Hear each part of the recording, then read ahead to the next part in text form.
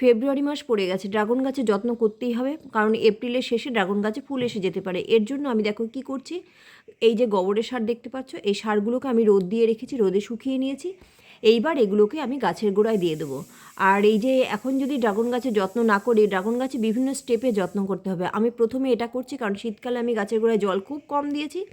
এখন দেখো, এই দেখো গাছের গোড়া কেমন শুকিয়ে রয়েছে। এখান দিয়ে আমি গোবরের সার সব গাছে অল্প অল্প করে দিয়ে দেবো।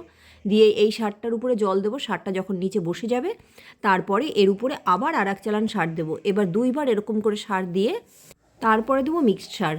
তবে আজকে আমি প্রথমে সারটা দিয়ে নিয়ে তারপরে কি করছি, ছাদের যত আগাছা আছে সেগুলো দিয়ে এই সারগুলোকে সব ঢাকা দিয়ে দেবো, যাতে রোদের তাপটা একটু কম পড়ে। আমার এই ড্রাগন গাছে না এবার সিজনে প্রচুর ফল দিয়েছে, সেই কারণে এই যে সিজনের শুরু থেকে আমি যত্ন করা শুরু করেছি। দেখা যাক এবার কেমন ফল দেয়।